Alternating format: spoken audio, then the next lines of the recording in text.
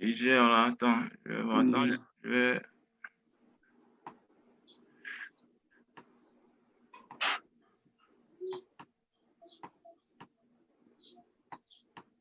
Okay. I think you are on live now. Ok, attends, je vais prendre l'autre sœur là. Bon, donc tu peux ressortir du Face parce que ça va créer des interférences. Allons sur le Zoom nous tous. Voilà. Bon, la sœur, je ne la vois pas. Ok, je la vois maintenant, Annabelle. Bien, je pense qu'elle nous rejoint. On va, voilà. Ah, notre bien-aimé sœur, si tu peux mettre ta vidéo, ça sera mieux, hein. Bah, les photos là, on veut se voir. Si tu m'entends, bonjour, servant de Dieu. La ministre Annabelle, bonjour. Oh, oh, elle ne me reçoit pas. Elle gère certainement son micro. Elle va se présenter. Je ne vais pas commencer avant qu'elle se présente. Allô?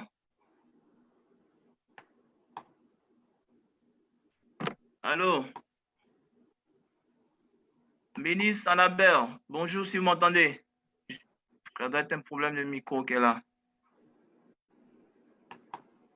Bon, ben, on va continuer. Quand elle va nous rejoindre, elle aura le temps de se présenter. Alors, nous sommes en live. Nous sommes samedi 25 juillet et nous sommes, comme je le disais tantôt, à notre deuxième partie de notre rubrique de la jeunesse. Et aujourd'hui, nous traitons encore notre sujet sur le mariage. Salut, servant de Dieu. Très rapidement, vous m'entendez? Oui, je vous entends. Voilà, je vais vous donner la parole, comme on est déjà en direct. Vous allez vous présenter, vous dites ce que vous faites et d'où vous venez, où vous résidez, à tout le monde. Allez, s'il vous plaît. D'accord. Je m'appelle Annabelle Magnot. Je suis aux États-Unis depuis environ 1997, donc très, très longtemps. Oh. Je prie dans la même église que le ministre Olo. Ah, ok. Donc, il m'a fait l'honneur de me demander de vous joindre aujourd'hui et de parler avec mes frères et sœurs sur cette plateforme. Donc, voilà. Merci. En tout cas, on est vraiment content d'être là. Moi, c'est Serge Conan. Je vis ici à Atlanta. Je suis comme lui aussi en train de chercher à servir Dieu. Il y a à côté là-bas, le frère, il s'est déjà présenté, mais comme vous n'étiez pas là, c'est le frère Kewa Martial. Lui, il vit, je crois que c'est vers Maryland aussi, non? Côté Washington. C'est parce que... Oui, c'est ça, ouais. Voilà, il vit là-bas aussi, le serviteur Olo. Eux aussi vivent dans cette contrée aussi. D'accord, donc on aura l'occasion de se voir, on aura l'occasion de communiquer après. Vous êtes dans la même zone là-bas. Alors, on est en direct. Alors, on va pas tarder, les gens sont en train de nous suivre. Alors, j'ai un questionnaire ici, certainement vous l'avez déjà vu. Alors, on va aller rapidement. Je vais faire un tour de table. On va prendre au moins peut-être 1, 2 minutes, 3 pour chacun, pour que chacun au moins a dit quelque chose. Alors, je vais commencer très rapidement avec le serviteur Olo. Bon, non, je ne vais pas commencer avec toi, c'est bon. Je vais commencer avec la sœur. Alors, première question que je voudrais poser très rapidement par rapport à ce sujet-là. Pensez-vous qu'il est vraiment il est bon pour un jeune chrétien de prendre pour future compagne une personne qui n'a pas accepté Jésus, l'emmener dans l'église, espérant qu'elle se convertisse? Alors, quand je dis personne, voyez, il ou elle. Ça peut être un conjoint, un futur conjoint, une future conjointe. Donc, ne voyez pas seulement les filles, parce que les garçons aussi, on les envoie aussi comme ça. Alors, est-ce qu'on peut prendre pour future compagne, ou bien futur compagnon, une personne qui n'a pas accepté Jésus, l'emmener dans l'église, et puis espérer que la personne va se convertir avec le temps? Alors, ministre Annabelle. Bon, pour moi, personnellement, je dirais non. Mais je ne voudrais pas que quelqu'un me lance des balles parce que c'est un sujet très sensible de nos jours. On ne va pas lancer des balles. Voilà. Non, mais je pense que ce n'est pas quelque chose à faire, à moins que vous êtes déjà marié avec la personne et vous êtes engagé avec la personne. C'est un autre niveau. Mais si vous pensez que vous allez amener cette personne pour la convertir et puis elle va accepter Jésus, c'est vraiment mission impossible. Les probabilités, il y a plusieurs probabilités, hein? Les probabilités sont lancées. Oui, mais c'est possible, mais c'est combien de probabilités? 98%, 100%? Ouais, il faut calculer. On peut pas se fier à dire que voilà, parce que j'irai à l'église, forcément, la personne que je vais avoir ira aussi. C'est quelque chose d'impossible.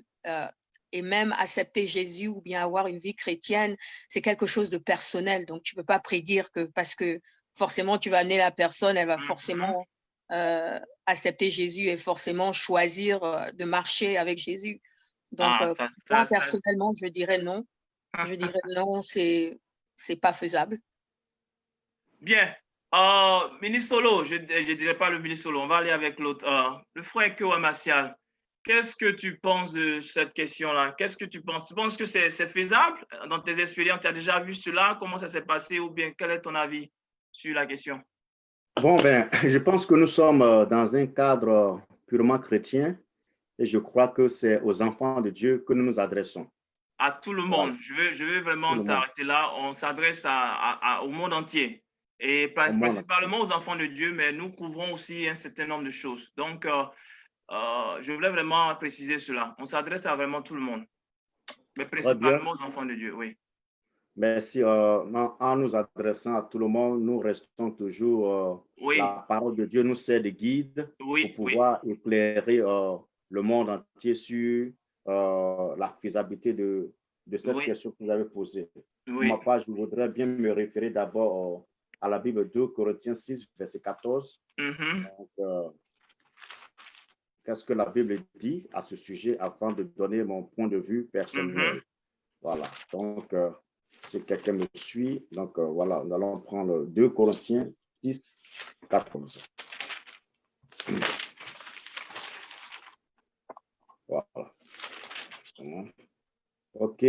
La parole de Dieu nous dit que ne vous mettez pas avec des infidèles sous un joug étranger. Car quel rapport y a-t-il entre la justice et l'iniquité, ou y a-t-il le commun entre la lumière et les ténèbres? Pour ma part, je pense que la Bible est claire à ce sujet, ce n'est pas faisable. Étant donné que dire que je suis chrétien, je vais chercher à prendre quelqu'un, à tenter de le convertir. Mon avis est simple là-dessus. Ce n'est pas conseillé bibliquement. Ce n'est pas conseillé bibliquement, comme notre frère a bien dit. Des cas d'exception, à moins que des personnes sont déjà ensemble, le mariage est reconnu par la famille, d'autres ont été faits. Bon, là, c'est notre cas. Mais je suis un jeune, je cherche à me marier et voilà, je trouve quelqu'un, je dis, bon, je vais l'envoyer à l'église qui ne connaît pas Dieu. Tellement, il y a des problèmes, il y a des conséquences liées à ces genres de choses. Pas seulement sur le plan biblique, mais de manière physique dans la vie courante, il y a d'énormes conséquences liées à ce sujet. Donc, pour ma part, ce n'est pas quelque chose qu'il faut du tout encourager si nous nous référons à la parole de Dieu. Bien, merci, merci frère Kewa, merci Martial, c'est bien entendu. Il a cité 2 Corinthiens, je crois, 6, 14. Oui, c'est ça, oui. Voilà, ne pas se mettre sous un joug étranger. Alors, on va revenir sur ça parce que la dernière fois, on avait soulevé une question là-dessus. Alors, ministre Solo. Yes. Quelles sont vos impressions? Écoute, mon frère Saint-Jean, comme mes 2 prédécesseurs l'ont déjà dit, il ne faut même pas envisager ça. Moi, je suis plus catégorique. Tu comprends? Je suis très catégorique sur ce sujet-là. Et c'est dommage de voir des bien-aimés qu'on connaît, souvent en qui on a confiance, qui viennent dire, mais si on ne fait pas ça, comment on va les convertir? Ce n'est pas toi qui convertis quelqu'un. Nous ne pouvons pas convertir quelqu'un. C'est le Saint-Esprit qui convainc le cœur d'une personne. Donc, ni le pasteur, ni les responsables d'église, ni toi-même qui vas prendre ce frère ou bien cette soeur, ni toi, personne ne peut convertir un homme. Voilà, personne ne peut convertir un homme. Et la Bible dit, bon, sur le passage, je cherchais, de ne pas nous mettre sous un joug étranger. Étranger, voilà, sous un joug étranger. Écoutez, on a de belles sœurs, on a de beaux frères dans l'église, même si dans l'église où tu es, il n'y a pas de frères ou de sœurs, le Seigneur peut t'orienter dans une autre église, mais une église qui partage la même doctrine que toi. Donc, en un mot, pour dire que non, ces frères et sœurs qui tiennent ce raisonnement-là, c'est un raisonnement bidon. S'ils ont envie de faire leur chemin, quand ils font ça dehors là-bas, mais ils vont coller ça à l'église. Voilà. Très bien. Voilà. OK. Alors, on a eu les avis de chacun de nous. Vous qui nous suivez en ligne, vous pouvez laisser vos commentaires, vous pouvez poser des questions. On ne peut pas vraiment aller sur notre ligne pour voir quelles questions sont là-bas, mais si quelqu'un peut le faire, j'inviterai l'un de vous à le faire à côté pour ne pas qu'il y ait d'interférence. S'il y a des questions, vous n'avez qu'à me dire sur le Zoom ici et on va essayer de répondre à cela. Parce que voilà, ayez vos faces à côté, Facebook, et puis regardez de temps en temps s'il y a des questions. Quand je ne vais pas encore donner la parole à l'un ou l'autre, vous pouvez le faire. Parce que nos frères nous suivent et ils veulent poser aussi des questions parce qu'ils traversent certainement des situations. Ils ont déjà certainement vu des gens de situations comme cela. Alors, bien, on est vraiment unanime là-dessus. Nous sommes enfants de Dieu. On ne peut pas vraiment mélanger, excusez-moi du terme, une serviette avec torchon et je ne sais pas quoi. Ça ne marche pas. Et c'est pour éviter les problèmes après qu'il est mieux ne pas aller sur cette base-là parce que nous ne savons pas, nous ne pouvons pas calculer les probabilités. Il y a tellement trop de probabilités, on ne peut pas vraiment envisager ce qui va se passer. Et ce n'est pas bien pour des enfants de Dieu de se comporter ainsi. Même si, et je voudrais partager ce témoignage-là, personnellement, je veux partager cela pour que, bon, pas pour encourager quelqu'un à faire cela, mais juste dire que quelque chose s'est passé quand j'étais à Koumassi, à Abidjan, dans l'église où j'étais membre. Il y a un frère dont je ne vais pas dire le nom. Il était au milieu de nous, des jeunes gens comme ça. Et puis, paf, un bon matin, il a décapé, il est parti. Et la raison qui l'a poussé à sortir, c'est parce qu'il avait vu une fille dehors. Et il est tombé sous le charme de cette fille-là. Et puis, paf, les jours qui suivent, on le voit, bon, il a commencé une relation avec elle. C'est d'ailleurs même la relation même qui a fait que, comme il ne pouvait pas supporter la présence des frères et tout ça, il est carrément parti. Et puis, 1 an, 2 ans, il a engrossé la sœur, tout ça, bien. Bon, on le voyait vraiment comme rétrograde déjà. Ça m'a véritablement choqué parce que je le voyais comme un exemple et je voyais ce qu'il faisait. On a essayé de lui parler, mais bon, il était déjà parti. Mais mon frère Serge, oui. Je voudrais faire un commentaire sur ce que tu viens de dire. Lui au moins, il savait que dans l'église, ce n'était pas acceptable. Donc, il est parti. Bon, ce n'est pas une bonne chose, mais au moins, là, je suis d'accord avec lui. Mais il y a des gens qui veulent envoyer ça dans l'église et ils veulent imposer ça aux chrétiens, ils veulent imposer ça aux pasteurs. Et quand tu parles, ils trouvent que tu les as jugés. Non, bon, ça, c'est pas ça, c'est un autre cas de figure. Voilà. C'est ça. Quand tu entends des bien-aimés en qui tu as confiance dire que, ouais, mais si on ne va pas dehors là-bas pour aller prendre là, comment ils vont se convertir? Mais c'est malheureux. On ne peut pas. Moi, personnellement, étant pasteur d'une église, ça ne peut même pas passer devant moi. C'est même pas possible. Voilà, c'est pas possible. Ok. Ou bien, tu vas faire ça dehors comme le frère, il l'a fait, ça, il n'y a pas de problème. Voilà, on va te conseiller, on va te suivre, mais on va te dire la vérité. Prenez ça comme un jugement. Ils n'ont qu'à prendre ça comme ils veulent. Mais nous allons parler parce qu'on est là pour prêcher la parole de Dieu. On n'est pas là pour caresser la parole de Dieu, faire plaire à quelqu'un, plaire aux gens, réciter les versets qu'ils veulent. Non. Amen, amen, amen. Alors, je termine rapidement le témoignage. Bon, 2 ans après, il est revenu avec la sœur. Chose qui m'a vraiment choqué encore, ça m'a véritablement choqué. Il est revenu avec elle, elle était engrossée. Je ne vais pas dire le nom de quelqu'un, mais je l'ai retrouvé dans l'église. Je sais certainement qu'il a parlé avec les dirigeants qui étaient là. Je l'ai retrouvé dans l'église. J'ai vu la sœur en train de prendre des cours de base. Donc, la sœur que moi, en son temps, j'ai essayé d'évangéliser, je n'ai pas pu l'évangéliser, mais le frère, il a pu l'évangéliser. Hein. Oui. À sa manière. Oui, à sa manière, pour encourager quelqu'un. Mais j'ai vu ce cas-là. Ça m'a véritablement choqué. Ça m'a tellement choqué que je voulais culpabiliser tous les dirigeants qui étaient là-bas. Je dis, mais ce n'est pas normal. Ce n'est pas normal. J'étais en train de faire une guerre pas possible. Ça me fatiguait tellement que un jour, le Seigneur va véritablement s'adresser à moi. Et ça, je vous assure, depuis lors, je me suis tué. Il m'a dit clairement, certains font ce qu'il a fait là, ils ne viennent plus du tout. Ils ne viennent plus du tout. Lui, il a fait cela, il est revenu et il a repris sa place activement. La même fille qui l'a enchanté là, elle est dans l'église. Elle est en train de suivre la voie aussi pour être établie et servir Dieu. Donc, il faut laisser ce que toi, tu es en train de faire là. Je vous assure, hein, c'est une expérience personnelle. C'est depuis lors que j'ai arrêté de me plaindre, parce que je me plaignais quand je les voyais. J'ai dit, mais ce n'est pas normal. Ceux-là, on doit les mettre devant l'église pour dire que ce qu'ils ont fait, ce n'est pas bon. On ne peut pas laisser ça passer dans l'église. Voilà. Donc, c'est un témoignage personnel. Ça ne veut pas dire qu'il faut encourager quelqu'un à le faire, mais je suis en train de dire des choses qui arrivent. Et certainement, personnellement, ça arrive dans la vie. Et j'ai déjà vu cela. Voilà, on va avancer à la deuxième question. On reprend. Ce n'est pas conseillé pour un enfant de Dieu qui est converti d'aller prendre une femme qui est païenne et espérant la convertir avec le temps. Ça, nous ne conseillons pas cela. Et ce n'est pas biblique également. Deuxième question, ça je vais aller avec la servante de Dieu. Que pensez-vous de cette expression? On doit tester avant de s'engager. Il faut qu'on teste. Excusez-nous, vous qui nous suivez sur Facebook, on veut vraiment être direct pour que, bon, on puisse adresser un certain nombre de choses. Que la sœur est célibataire, hein? Elle n'est pas encore mariée, elle est célibataire. Bien, bien, bien. Excusez-nous, on veut vraiment exposer cela pour qu'on puisse en parler. Donc, excusez-nous si on utilise certains termes. On veut tester. C'est un langage qui est courant aujourd'hui. Il faut tester parce que il y a des probabilités. Ça risque de ne pas marcher comme on le veut. Donc, les frères aujourd'hui, les sœurs, les gens veulent tester. Et quand c'est bon, ils envoient devant la cour, le conseil de l'église, bien la cour de l'église, et ils disent qu'ils veulent se marier. Alors, servant de Dieu, qu'est-ce que tu en penses? C'est des faux prétextes. Vraiment, c'est ce que moi j'en pense.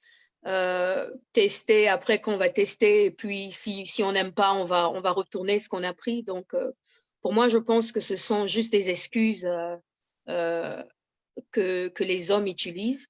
En tant que chrétien, ça ne devrait pas se faire. Ça ne devrait même pas être quelque chose qu'on peut imaginer. La Bible nous dit que nous devons nous respecter. Nous sommes le temple du Saint-Esprit et nous ne devons pas permettre à tout le monde de toucher à ce temple. On est saint, on est purifié, on est des enfants de Dieu. Donc, on ne peut pas permettre à n'importe qui de venir et puis s'asseoir sur notre temple. Donc, pour moi, tester avant le mariage ou tester pour savoir si ça marche, vraiment, ce sont des faux prétextes. C'est vraiment les prétextes du monde. Et en tant qu'enfant de Dieu, on ne devrait même pas avoir ce genre de pensée.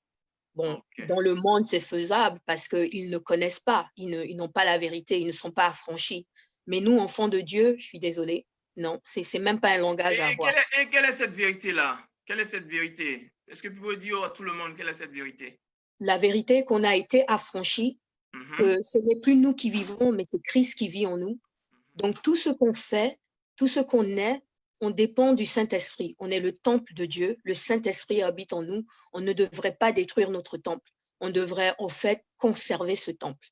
Et donc, on ne peut pas permettre à quelque chose d'impudique, quelque chose qui n'est pas de notre nature de venir salir notre temple. C'est ce que la Bible nous dit. Donc, voilà, c'est ce que moi j'ai à dire vis-à-vis de tester avant de le mariage. Non. Yeah. Le serviteur Martial, est-ce que tu as quelque chose à dire à ce sujet? Oui. Vas-y. Oui, j'ai quelque chose à dire. Nous sommes sans ignorer que notre audience est diversifiée. Oui. Même les chrétiens et les non-chrétiens, bien sûr, parce que c'est sur le Facebook, voilà. Oui. Nous avons cette audience diversifiée. Et avant de me prononcer sur cette question épineuse, je voudrais d'abord faire une approche d'une conception générale que la plupart du monde fait. Bon, il faut commencer à comprendre du point de vue des gens qui ne sont pas chrétiens, qui sont dans le monde. Certainement, ils disent que non, si tu ne sais pas et que c'est pas essayé, et puis après, vous rentrez dans le mariage et qu'il y a un problème maintenant, qu'est-ce que vous faites?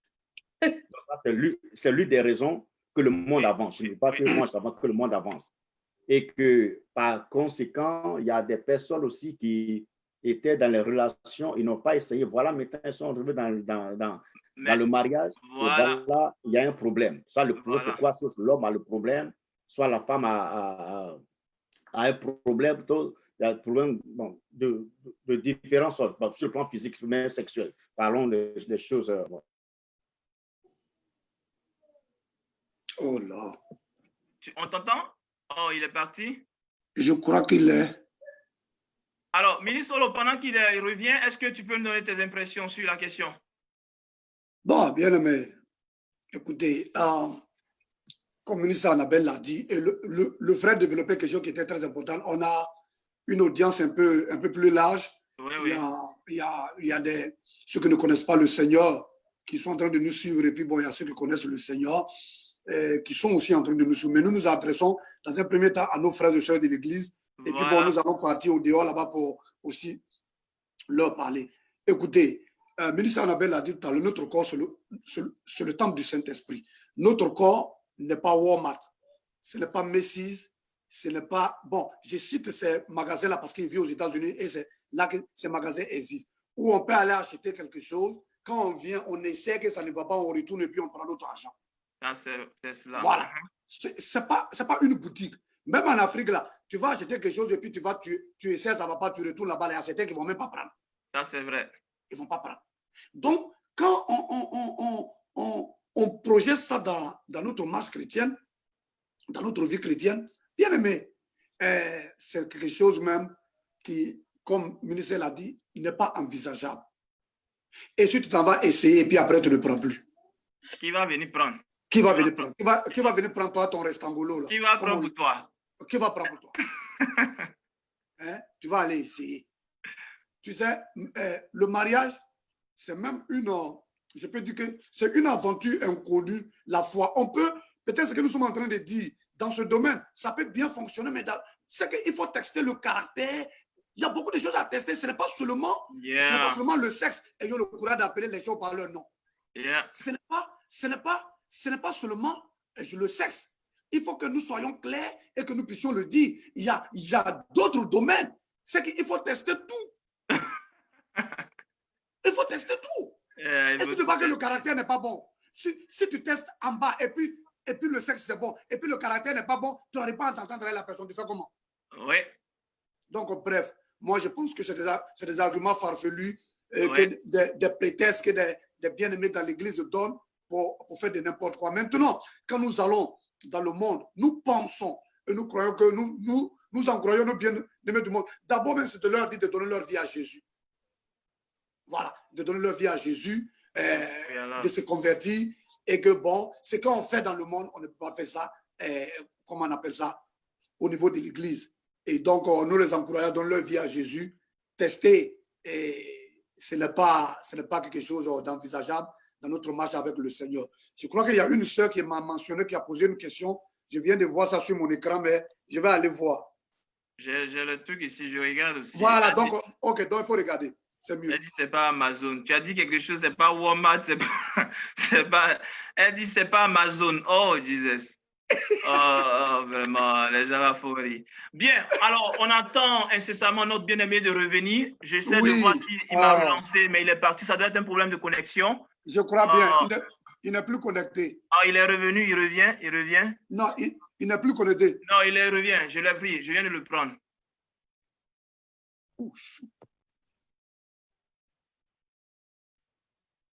Il revient. Oh, bon. Ministre Annabelle, c'est toi qui es là, les autres sont partis. Je vais continuer avec toi. Il n'y a pas de problème. Voilà. Alors, rapidement, on ne va pas pouvoir couvrir encore beaucoup de choses. Serviteur de Dieu. Merci à cela. Il y a quelqu'un, serviteur de Dieu, tu m'entends? Oui. Il y a quelqu'un qui a posé une question. C'est ça, j'étais en train de lire. Il m'a envoyé ça par texte. Quelle est la question? Oh, mais je suis obligé de repartir dans mes textes. Attends, je vais voir les questions. J'ai mon truc ici. Non, même envoyer ça sur mon portable, par texte. Et si tu testes et puis tu ne prends pas, qui prend le reste? OK. Ça, c'est juste un commentaire. Oui. Bon, je ne vois pas la question. Non, la question n'a pas été posée sur la plateforme, mais ça m'a été envoyé. Bon, ben, tu regardes et puis après... Ouais. Attends, j'ai un autre numéro ici. Ou bien, je vais demander à la personne qui a envoyé le texte, c'est Kisha. Kisha, tu peux envoyer le texte à ma femme parce que j'utilise mon portable, ou bien je te donne un autre numéro. pour que tu puisses m'envoyer ça. Parce que si je coupe, le live sera coupé. Envoie le texte chez ma femme, ou bien je vais chercher un numéro tout à l'heure que je vais envoyer et puis je vais recevoir ça directement. Très bien, merci. Ministre Olo, j'ai dit Olo, je t'appelle ministre. Le frère Kewa Martial. Ouais, est-ce que tu m'entends? C'est un peu flou maintenant, hein? André, c'est un problème de connexion. C'est un peu flou maintenant. Ouais. Mais c'est bon, on te voit quand même. C'est un peu flou, mais on te voit. Mais est-ce que tu m'entends? Ouais, on t'entend très bien, mais c'est flou. Mais on Okay. t'entend. C'est bon. Je continue, je vais relancer la connexion. Un moment, please. Bon, pendant qu'il le fait, on va continuer avec la servante de Dieu. Servante de Dieu. Oui. J'ai une question pour toi. Marcia, tu vas revenir un peu sur ce que tu disais, parce qu'il faut que les gens entendent cela. Alors, Oui. servante de Dieu. Wow. Ça, c'est fort, hein? Bien. Que signifie la dot? Que signifie la dot pour vous? Pour ne pas dire pour toi. Je peux te tutoyer, hein?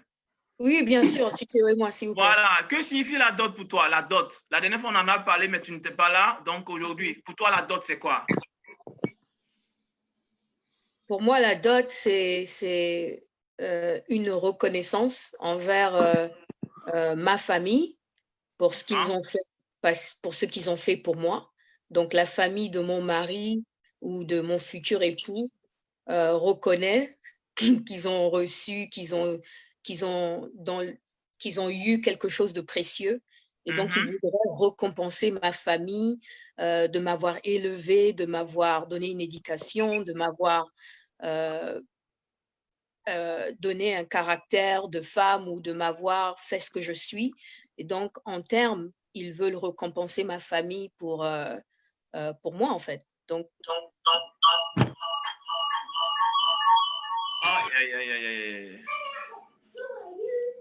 Ça va, Martial?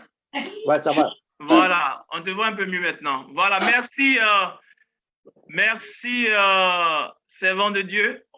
Il y a un frère qui vient de nous écrire, il dit, essayez de soutenir vos points de vue par des versets bibliques. Et je suis d'accord avec, il vient d'envoyer ça en commentaire sur le Facebook. Alors, essayons de soutenir ce que nous disons par des versets bibliques. C'est un frère qui a mis cela en commentaire. Voilà. Ok, merci. amen. Merci beaucoup. Alors, elle dit, c'est un symbole de reconnaissance à sa famille. Donc, pour vous, ça symbolise de la reconnaissance à ta famille. Alors, je donne une question très rapidement. Martial il donnera son point de vue sur la dot. Mais imagine qu'un frère, un blanc, voilà, un Américain, à long terme, un Américain vivant dans ce pays-là, est à t'accoster, qu'il soit amoureux de toi, que vos sentiments soient les mêmes et que vous décidez de vous marier. Alors, lui, il a une culture qui n'est pas semblable à la tienne. Alors, lui, il ne connaît pas la dot. Alors, est-ce que la dot va constituer un problème pour que vous vous mariez? Parce que si tu lui demandes de donner la dot, que lui dit, bon, moi, la dot, c'est synonyme de t'acheter ou quoi? C'est comme ça qu'ils disent. Alors, comment tu vas prendre cela, si cela arrivait? Pour moi, je pense que ça vient avec l'éducation, avec des principes. Expliquer en fait à la personne, c'est vrai qu'ils ne connaissent pas nos cultures, mais en tant qu'Africaine, il doit comprendre qu'il y a des principes. De la même façon qu'ici aussi, ils ont des cultures comme le dowry aux États-Unis. Oui. Donc, nous aussi, on a des cultures africaines. Lui faire comprendre que quand je rentre dans ce mariage, je ne rentre pas tout seul, je n'ai pas été élevée tout seul, je ne suis pas venue dans ce monde tout seul. Oui. Donc, essaye de lui faire comprendre ma culture, que c'est important dans la culture africaine, ou bien je dirais plutôt gabonaise, parce que je suis gabonaise, que si je me marie, que mon mari au moins fasse un geste vis-à-vis de ma famille. On ne demande pas des millions ou bien toute la terre, mais c'est un principe. Et on va dans ces principes. C'est tout. Voilà, c'est biblique aussi, hein? Quand on lit la Bible, la dot, voilà, dans toutes les générations, c'est véritablement biblique. Alors, on va revenir rapidement sur le frère Martial, puisqu'il a été coupé. Il est en train d'élaborer un bon plan le serviteur Olo a continué cela. Bon, il peut revenir rapidement dessus avant que je lui pose la question sur la dot. Voilà, Martial. Ok, merci. Ok, voilà. Donc, je disais que le problème qui est posé par d'autres qui n'ont pas forcément la conception biblique, mais si nous rentrons dans le mariage que nous ne saignons pas et si demain il y a un problème, qu'est-ce que nous faisons? Et ils avancent comme raison, c'est toujours mieux de tester et au cas où il y a un problème, on saura que faire. Ça, c'est l'argument que le monde avance. Oui. Et ça, c'est maintenant. Quand nous revenons sur le plan biblique, Oui. est-ce que c'est quelque chose qui est faisable à la lumière de la parole de Dieu? Mhm. Et quand nous nous référons dans le livre de Éphésiens 5, verset 3, que je vais vous lire rapidement.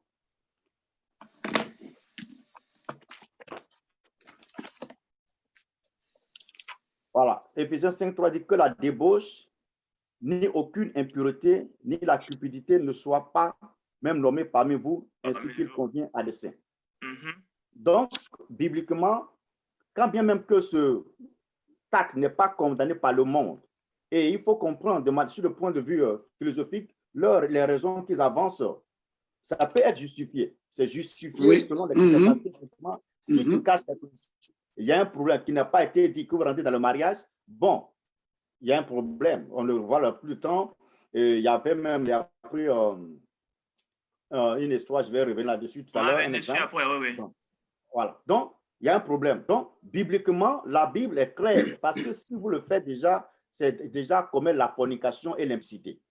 Parce que vouloir tester, vous commettez déjà la fornication et l'impudicité qui est déjà défendue par la Bible. Donc, sur le champ déjà, vous mettez déjà, comment dirais-je, en aversion contre la parole de Dieu. Donc, bibliquement, ce n'est pas quelque chose que vous testez. Cependant, parce que très souvent, ce qui se passe, quand nous revenons maintenant aux frères, dans les moments de fiançailles, bien dans les rencontres avec la sœur ou bien le frère, il a lieu de dire la vérité. Parce que la question que le monde cherche, mais qu'est-ce que c'est? Une question de vérité. Vérité au sujet de mon partenaire ou bien ma partenaire. Si tout va bien sur le plan physique, tout cela. Il faut dire la vérité. S'il y a un problème, que ce soit un problème physique, un problème de santé, et quand tu rencontres ta fiancée pendant que vous n'êtes pas encore dans le mariage et vous êtes en train de parler, dis la vérité. Ah, ma soeur, j'ai un tel problème physique, je voulais te dire. Pour que nous prions bien, tu vois des pasteurs, tu le dis. Là, vous pouvez éviter des surprises désagréables dont le monde est en train de parler. Il y avait quelque chose qui s'est passé dans une église à un frère qui m'a dit, et il y avait une soeur qui était effectivement fiancée à un frère. Mais la soeur avait des problèmes, c'est-à-dire, bon, elle avait subi certaines opérations au niveau de ses seins, mais c'est comme si un des seins manquait, mais elle n'a pas dit ça au frère, et c'est maintenant après le mariage que les choses sont faites, et maintenant le frère a découvert. Vous voyez, le frère était découragé, mais pourquoi ne pas faire? La même chose aussi des frères aussi qui ont des problèmes sexuels aussi, l'impuissance aussi, cache aussi, et puis après, dans le mariage aussi, la chose est découverte. Or, ce sont des choses qu'on peut éviter si nous sommes sincères. C'est pourquoi le conseil est là. Vous dites au pasteur, tout le monde, même à ta soeur, si elle t'aime, si c'est le plan de Dieu, vous allez prier. Donc, pour terminer, du point de vue, il ne faut pas tester avant le mariage. Si nous cherchons la vérité, nous sommes les enfants de Dieu, soyons sincères envers nos frères et soeurs, nos partenaires, et allons vers les pasteurs pour nous aider. Donc, voilà un peu ce que je voulais dire. Merci. Serviteur Dieu. Oui. J'ai pu récupérer la question de la sœur avant que tu ne continues. Oui, vas-y. Mais je soutiens beaucoup ce que le frère vient de dire. Oui. Le frère Kewa vient de dire. C'est important. Il a dit quelque chose qui est très important, donc on doit insister là-dessus. La franchise, la vérité. Si tu as un problème, donc l'exemple qu'il vient de... Un sein qui est amputé, dis au frère, si le frère t'aime. Je vais prendre même un exemple. Il y a un frère qui était aussi fiancé comme ça. Ça, c'était au pays. Et puis bon, ils étaient là. Ça, c'était pas un problème. Mais quand à l'approche du mariage, la soeur a eu un accident où son visage ici a été déchiré. Wow. Et son souci était que, est-ce que le frère là va me prendre en mariage encore? Mais le frère est parti la voir à l'hôpital et dit, si tu veux là ton visage, ça n'a qu'à quitter, mais c'est toi ma femme. Amen. Ils sont mariés et depuis des années, ils vivent ensemble. Donc, je reviens vraiment à la question de la sœur qui dit ceci. Elle dit que, elle dit, et celui qui te fait croire qu'il vient à l'église, et je vais paraphraser. Elle dit qu'il y a des gens, quand ils aiment une sœur, surtout, ça ne se passe pas très souvent avec les sœurs. Ils voient une belle sœur à l'église, et puis bon, il est païen. Il voit la sœur, et puis il vient à l'église, et puis il dit qu'il vient se convertir. Après le mariage, boum, il y a un problème. Il ne vient plus à l'église, il n'y a plus de vie de prière. Dans ce cas-là, qu'est-ce qu'on fait? C'est une très belle question. C'est une très, très, très belle question. Et ça, c'est tout cela, c'est ce qu'on disait. Vous voyez, aujourd'hui, l'église est devenue comme un enclos où tout le monde vient. Tout le monde, c'est comme un champ. Tout le monde vient faire son tour et tout le monde s'en va aussi. La question du mariage demeure un principe important. La dernière fois, on parlait des institutions de Dieu. C'est des sacrements, c'est des choses. Avant d'y entrer, il faut prendre vraiment du temps. La question de la conviction demeure. Et aujourd'hui, quand nous voyons certains hommes de Dieu être un peu durs, souvent on n'est pas content, mais ça dépend de l'importance même de la chose. Cette sœur-là, elle a été trompée. Elle a été trompée. Beaucoup de frères trompent. Ils trompent, ils marient pendant 1 an, 2 ans après, ils divorcent, ils s'en vont plus tôt. On ne le voit plus. Donc, sincèrement, c'est des questions-là, c'est des problèmes qui viennent dans l'église comme cela. Alors, le frère, il est parti, comme il vient de le dire. Frère Serge? Oui. Si vous me permettez, je voudrais bien répondre à cette question. Oui, vas-y. Je pense que pour répondre à cette question, c'est pourquoi il est important de s'approcher des anciens et d'avoir, nous, dans notre église particulièrement, on a des cours de counseling. Oui. Donc, on ne donne pas seulement, on ne permet pas aux gens d'aller tout simplement. On va en venir, servant de Dieu. Ça y est, dans le questionnaire, on va en venir. Voilà, puisqu'on va en parler, on va en venir. Oui. Mais frère, vas-y, attends, elle va terminer. Oui. Voilà, allez, vas-y. En fait, je voulais dire, pour répondre à cette question, que c'est pour ça, en fait, qu'il faut être sage. Voilà. Faut toujours t'associer avec des gens à qui tu peux parler. Parce que ce n'est pas tout le monde avec qui tu peux parler, bien sûr, dans l'église, mais il y a des gens de confiance qui peuvent être là pour toi, pour t'encadrer, prier avec toi et te donner une direction. Un mariage, on ne se marie pas pour le fun. Se marier est encore plus difficile que d'être célibataire ou de ne pas prendre des précautions. Oui. Un mariage est à vie. Nous, les chrétiens, on se marie à vie. Il n'y a pas de divorce, ce n'est pas une option. Donc, il faut qu'on prenne ça sérieusement. Et s'il y a des doutes, parce que tu as à côté, en fait, tu as un cercle de personnes autour de toi de confiance qui pourront te pointer, en fait, dans la bonne direction pour te dire, ah, écoute, je vois ça, est-ce qu'on peut prier par rapport à ça?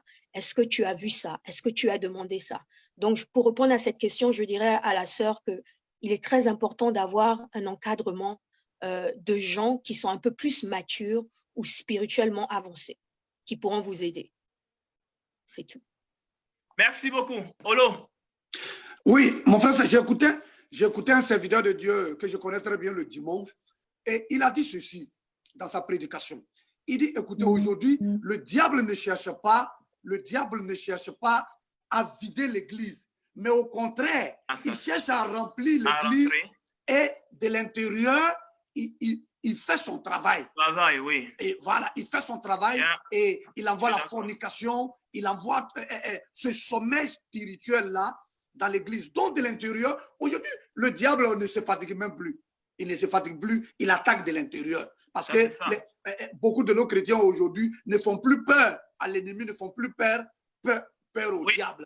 Oui. Donc, vous voyez, c'est pourquoi il faut faire très attention. Il faut faire très attention dans le mariage. Très souvent, quand les gens qui sont spirituels sont en train de parler, les gens pensent qu'ils sont durs, ils jugent, ils sont compliqués. Mais on a des exemples qu'on n'aimerait pas citer de noms pour pouvoir choquer, que ce soit au pays où j'étais et puis ici où je suis actuellement. Je ne veux pas citer de noms pour choquer la sensibilité des gens.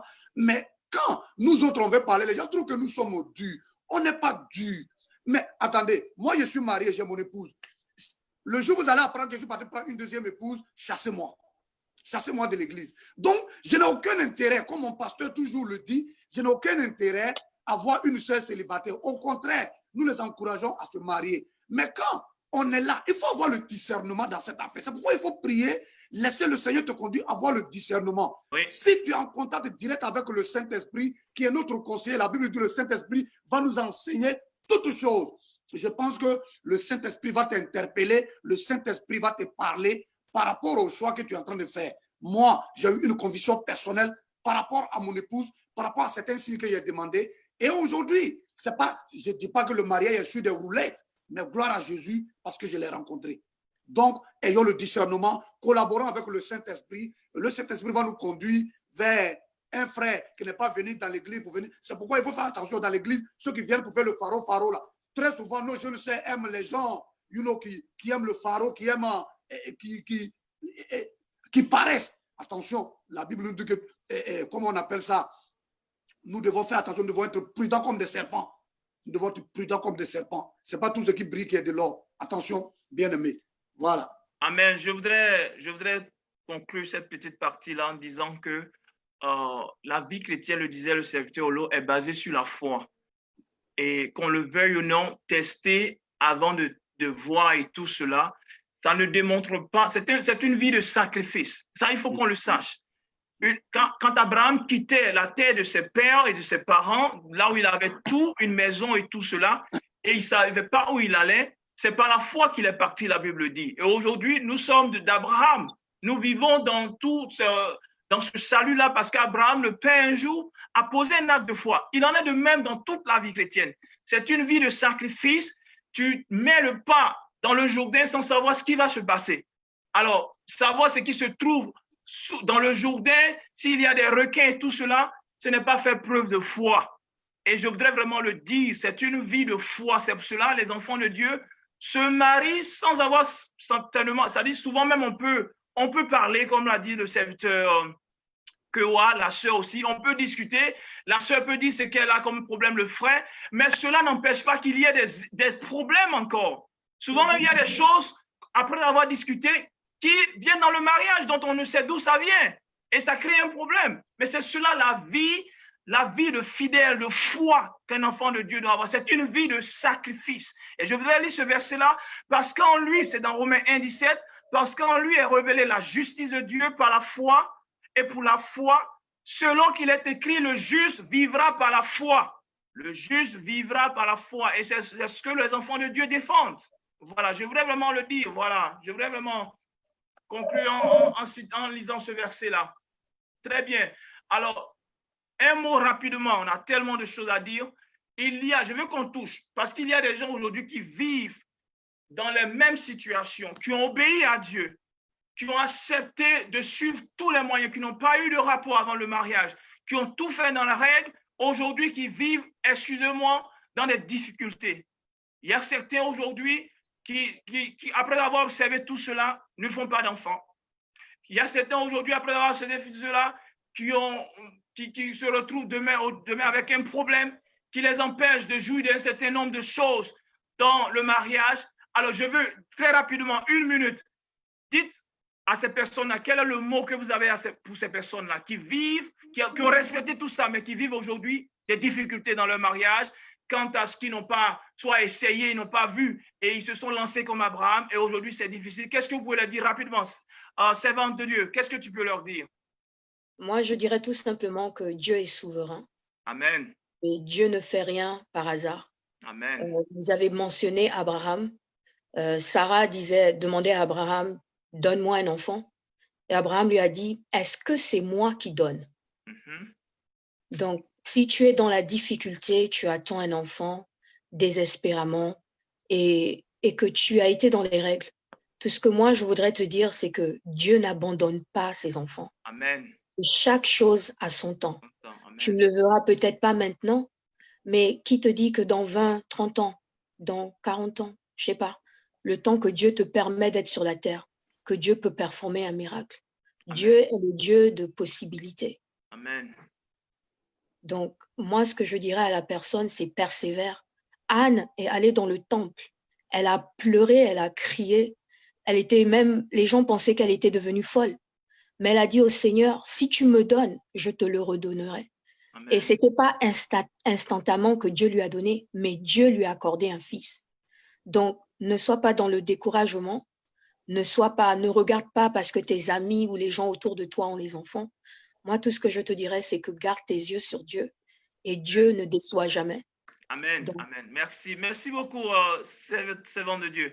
Alors, le frère Kewa, qu'est-ce que tu peux dire rapidement à ces personnes-là qui passent par des difficultés aujourd'hui, après avoir tout respecté? Oui, je pense que notre sœur vient de le dire quand nous nous référons un peu au livre de 1 Samuel, chapitre 2, tout le texte. Voilà. Donc, ici, c'était une question que Anne vivait dans son foyer, question d'enfantement. C'était la question qu'elle vivait.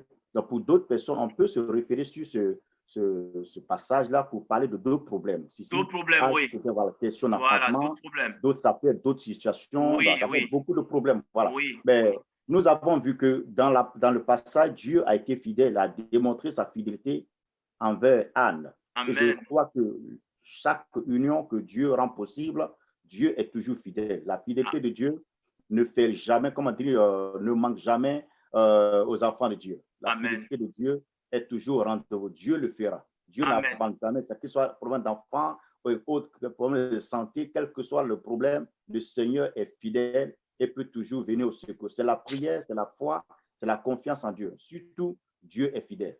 Sa fidélité est vraiment infinie et grande. Merci beaucoup. Serviteur Olo, rapidement, un encouragement. Merci beaucoup, frère Serge, et à toutes ces personnes qui nous écoutent ou bien qui vont nous écouter après. Je peux dire, tout ce que je peux dire, c'est que Dieu sait pourquoi. Dieu sait pourquoi. Dieu peut permettre certaines situations, telles que le cas de Job. Quand nous prenons le livre de Job que nous lisons, Dieu peut permettre. Et même dans la Bible, Dieu a permis que certaines femmes soient stériles. Mais à la fin, il a glorifié son nom. Amen. Donc, à cette personne-là, c'est de croire. Et je l'ai toujours dit, ça c'est moi ma philosophie. Et le Seigneur m'a parlé clairement un jour à l'église, lors de la louange, qu'on ne sert pas Dieu pour avoir honte. On ne sert jamais le Seigneur pour être dans la honte, dans la confusion. Donc, à ces personnes, la honte ne sera pas leur partage.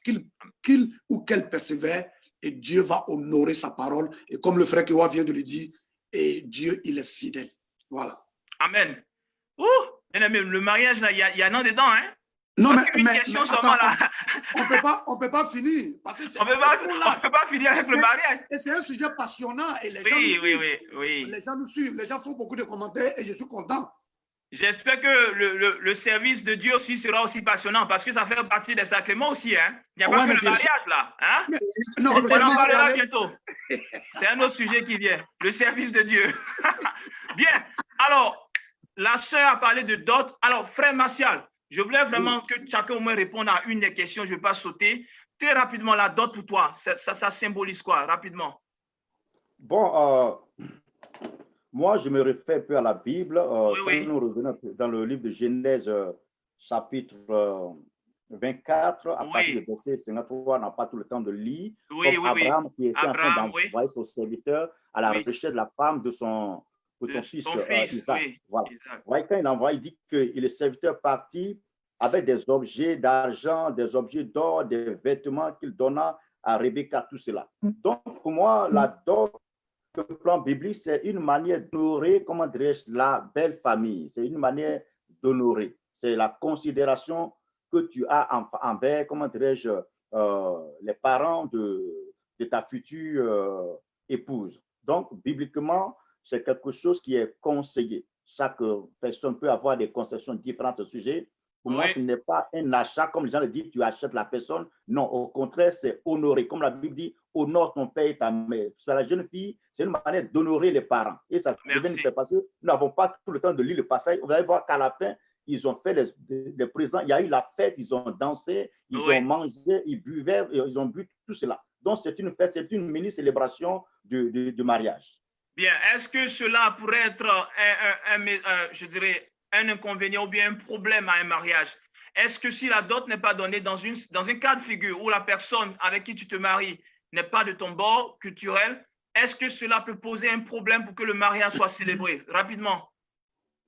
Bon, je pense que, d'abord, sur le plan biblique, ça ne posera pas de problème. Maintenant, si nous revenons un peu sur le plan des cultures, ça dépend des conceptions et des cultures des uns des autres. Parce que, n'oubliez pas un peu, elle est biblique, mais c'est que ça soit sur le plan biblique, mais il y a une connexion aussi culturelle qui est là. La culture des parents. Même, oui, je dirais que c'est universel. La Bible reconnaît, mais aussi nos us, nos lois et nos traditions reconnaissent cela aussi. Donc, ça dépend de ce qui ici met dedans. Donc, c'est à chacun d'avoir le discernement, bien sûr. Qu'est-ce qu'il faut éviter, qu'est-ce qu'il ne faut pas éviter. Mon frère Serge, oui. Il y a une soeur qui a posé une question et elle dit qu'on n'a pas répondu. C'est quoi? Donc, il faut aller dans les questions. Si la soeur en question, la soeur Joyce, elle est connectée, pardon, réponds ta question parce que je n'ai pas vu la question. OK. Alors, si vous aviez suivi le chemin de Dieu et que vous luttez toujours, sachez-vous que Dieu fait votre part. Non, je ne pense pas que ce soit la question. Ce n'est pas la question. Reposez-nous la question, s'il vous plaît, parce que je n'ai pas vu la question. Donc, reposez votre question, s'il vous plaît. Bien, on continue. Qu'elle pose la question, on va essayer d'y répondre. Merci. Bien. Merci au serviteur Martial. Merci beaucoup. Alors, on a déjà fini ça. On revient rapidement à la servante de Dieu, Annabelle. Rapidement. Bien. Peut-on, je veux qu'on en parle parce que c'est des choses, on a tellement vu. Parlons de tout aujourd'hui. Alors, peut-on avoir des rapports sexuels avec sa compagne juste après la dot? Parce qu'aujourd'hui, il y a le narratif qui dit que c'est la dot qui constitue, bon, ce que vous savez. Donc, après la dot, on n'a pas besoin de ces étapes cérémoniales et tout ça. On peut s'enflammer. Alors, qu'est-ce que vous pensez de cela, servant de Dieu? Est-ce qu'après la dot, on peut aller vivre les mariés? Ça, c'est une question. C'est une question intéressante. Non. En fait, je suis en train de réfléchir à quel verset biblique donner qui serait approprié. Il n'y a pas de verset biblique. Donnez votre impression. Il y a des questions là, on ne peut pas soutenir ça par verset biblique. Il n'y a pas de verset biblique. Okay. Bon, personnellement, je dirais non. Je ne recommanderais pas à quelqu'un d'avoir des rapports sexuels après la dot, parce que nous, en tant que chrétiens, on veut la bénédiction de Dieu. Amen. Donc, c'est pour ça qu'on va devant un pasteur qui nous bénit et qui nous recommande entre les mains de Dieu. Amen. Après cela, le mariage peut être consumé. Amen. Ça, c'est merci beaucoup. Voilà, c'est ce que je pense. Merci beaucoup. Serviteur Olo, qu'est-ce que tu en penses? Bon, écoutez, si on a attendu pendant des années, et puis bon, ce n'est pas un mois ou 2 mois. C'est pourquoi moi-même, je conseille aux gens, payer dot là, et puis allez vous marier. On a des sœurs à l'église ici qui ont payé la dot, je crois, samedi, et puis dimanche, ils se sont mariés. C'est simple là. C'est simplifié. Mais s'il y a un inconvénient, si actuellement il y a le coronavirus, si tu as payé la dot que le corona est en train de retarder les choses, tu fais comment? Je vais te donner un exemple tout à l'heure. J'ai mon neveu qui vient de se marier, il vient de m'envoyer des photos. Il y a coronavirus. Le papa de sa fiancée vit à Grand Laou. Et ils sont à Abidjan. Or, Abidjan était fermé. Et donc, c'était difficile à mon frère d'aller payer la dot de mon neveu. Mais les parents, la fille a exigé que la dot soit payée, sinon elle ne peut pas se marier. Voilà, elle veut la bénédiction de ses parents. Amen. Et donc, vraiment, les choses se sont faites. Et le lundi passé, Dieu va toujours ouvrir une porte. Dieu, c'est que Dieu commence là. Dieu l'achève d'une manière ou d'une autre. Et c'est ce que la Bible nous enseigne. Ce que Dieu commence, il achève. Si Dieu a permis que vous puissiez rester ensemble jusqu'à aller payer d'autres, même si Corona fait, aujourd'hui à Abidjan, les gens se marient à 2 ou à 3. C'est aussi le mariage. Donc, moi je recommande que, comme on le dit, il y a des questions qu'on ne peut pas soutenir avec un verset biblique en tant que tel. Mais moi, je recommanderais que, bon, après avoir fait tous ces sacrifices-là, attendre quelques temps pour aller se marier puis aller consommer ton mariage, c'est le mieux. Sinon, en temps normal, la dot même, c'est le mariage. Une fois que la dot est payée, c'est le mariage. C'est ce qu'on entend toujours. Quand on prend l'Ancien Testament, le texte que notre frère vient de lire tout à l'heure, Genèse 24, lorsque nulle part il n'est mentionné que quand Rebecca, le serviteur d'Abraham a pris la femme pour venir, il y a eu une célébration. Lui, il dit qu'il y a une célébration et il y a une polémique à ce sujet-là. Non, il y a eu une célébration. Oui, ok, non, je viens. Il n'a pas été dit que quelque part, il y a un pasteur qui est parti bénir ça. C'est vrai que bon, c'est voilà. vrai. Dans ce temps-là, on peut dire qu'il n'y avait pas de serviteurs de Dieu comme de nos jours. Oui. Mais donc, nous devons comprendre aussi que le monde évolue et très souvent, la Bible doit, comment on appelle ça, s'adapter à l'évolution du monde. Toutefois, on ne doit pas vider la substance de la parole de Dieu. On ne doit pas diluer la parole de Dieu, mais le contexte évoluant, nous devons aussi évoluer et nous adapter, comme on appelle ça, au monde, en laissant la parole de Dieu pure telle qu'elle est. Voilà, c'est ce que je peux dire. Amen. Rapidement, Martial, Oui. est-ce que après avoir payé la dot, on peut consommer ou bien qu'est-ce que toi tu en penses? Oui, très rapidement, avant d'y arriver, bon, parlant de la célébration, oui, toujours dans le livre de Genèse 24, 53 dit, quand il a fait, il sortit des objets d'argent, des objets d'or et des vêtements qu'il donna à Rebecca, il fit aussi de riches présents à son frère, à sa mère. Après quoi, il mangeait et bu. Ça, c'est la célébration, la joie. OK. Maintenant, je reviens. Maintenant, si nous revenons à la question ici au niveau de verset 65, il dit que le serviteur raconta à Isaac toutes les choses qu'il avait faites. Isaac conduisit Rebecca dans la tente de Sarah, sa mère. Il prit Rebecca qui devint sa femme. C'est-à-dire automatiquement, après la dot, lorsque le serviteur est venu avec Rebecca, Rebecca devient sa femme, sans conseil. Il n'y a pas eu de cérémonie, comme l'homme de Dieu vient, il n'y a pas eu de cérémonie, rien du tout. Automatiquement, il devient sa femme. Bon, ça, à ce sujet, à ce problème-là, ce que moi, je pense au niveau après la dot, bon, on va peut-être parler de la jurisprudence, les conceptions sont différentes. Certains docteurs affirment qu'après la dot, déjà, que ça devient ta femme, vous pouvez aller ensemble. Mais moi, je pense que du point de vue biblique chrétien, justement, si après la dot, il faut passer à tous les étapes, parce que tout ce que nous voulons être bénis. Et la bénédiction à plusieurs niveaux. Amen. Il y a la bénédiction des parents, il y a aussi la bénédiction spirituelle qui vient de Dieu. Non seulement quand la Bible dit honore ton père, ta mère, au-delà de tes parents aussi, il faut honorer Dieu. Nous avons reçu la bénédiction de nos parents, mais il faut aussi recevoir la bénédiction aussi, comment dirais-je, de Dieu qui est par l'imposition, par la prière. Oui. C'est très important. Il faut que le mariage soit consacré. Parce que la dot, c'est beaucoup la tradition, en quelque sorte. C'est du point de vue traditionnel. Donc, nous avons béni le mariage de manière traditionnelle, mais il faut apporter le mariage, il faut le confier à Dieu pour que le mariage soit consommé, puisse être béni. Donc, la prière qu'on fait à l'église, c'est une manière de consacrer votre union. Quand bien même est déjà consacré traditionnellement, il faut le consacrer spirituellement. Là, vous allez éviter beaucoup, je vais encore insister, parce que la tradition, les dots, bien aimé, il y a beaucoup de choses qui s'y impliquent dedans. Ce n'est pas forcément que la dot, il y a trop de choses qui s'impliquent. Mais si toutes ces choses qui ont été faites de manière traditionnelle, les dons que vous avez reçus, les hommes de Dieu n'ont pas eu le temps de prier pour briser certaines impacts des traditions.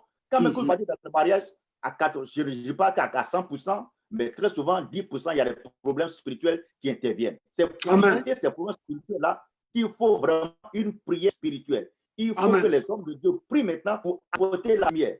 Pendant la tradition, il y a des choses qui sont positives, il faut briser cela. Voilà l'important. Et puis, deuxièmement, la célébration civile, il faut aussi se conformer aussi aux lois. C'est-à-dire les autres, c'est ce Dieu qui les a établis. Donc, ces trois éléments réunis feront de vos couples un couple puissamment béni. Un seul aspect. Amen. Amen. Frère Serge, il y a une sœur qui a posé une question. Oui. Elle dit que, mais parfois, il y a un pasteur qui est à la dot pour bénir les maris.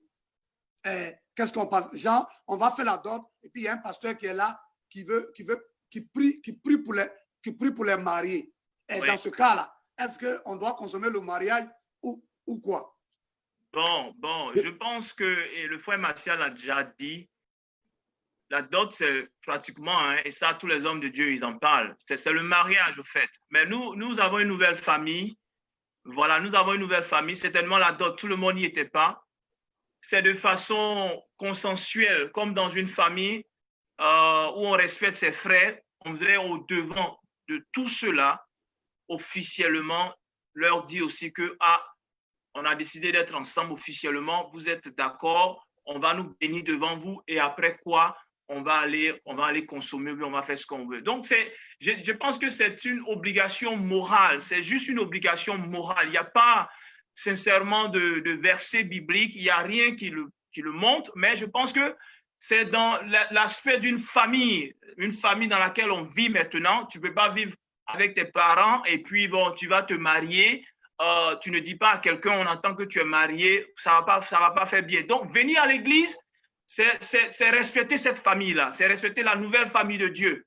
Voilà. Alors, la sœur qui a dit, le pasteur a béni là-bas, parce que la plupart du temps, les pasteurs, on les détache, et bien ils se détachent eux-mêmes pour aller aider à la dot. Ils jouent ce rôle d'intermédiaire là. C'est ce qu'ils jouent la plupart du temps, on les détache, mais on envoie des frères. Ils peuvent prier là-bas, mais les autres frères de la famille ne sont pas là. Donc, officiellement, obligation morale, on fait une cérémonie où on vous bénit et puis vous partez. Je pense que c'est juste une obligation morale et je pense que il faut que dans la mesure du possible, les frères arrivent à accepter ça comme cela pour que on respecte vraiment tout le monde se sente vraiment concerné dans la chose. Et je pense que c'est plus avantageux pour tout le monde comme cela. Voilà. Serge. Oui, vas-y.